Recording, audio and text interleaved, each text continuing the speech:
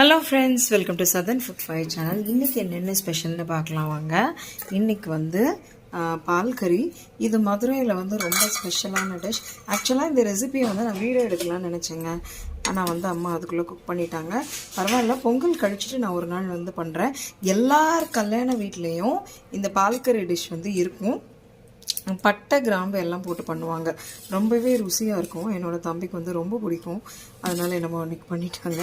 அதுக்கப்புறம் இன்றைக்கி சாம்பார். ஆக்சுவலாக இது வெஜிடேரியன் பண்ணுறப்ப கல்யாண வீட்டிலலாம் நம்ம சாம்பார், திருநெல்வேலியில் பார்த்திங்கன்னா முட்டைக்கோசை, அப்புறம் தடியங்காய் கூட்டு இது இல்லாமல் இருக்காது கல்யாணம். ஆனால் மதுரையில் இந்த பால் கறி, காலிஃப்ளவர்லாம் இல்லாமல் இருக்காது. அடுத்தது சாம்பார், முருங்கைக்காய், கத்திரிக்காய், மாங்காய் போடலை நான். கத்திரிக்காயும் முருங்கைக்காவும் மட்டும் போட்டு சின்ன வெங்காயம் சாம்பார்.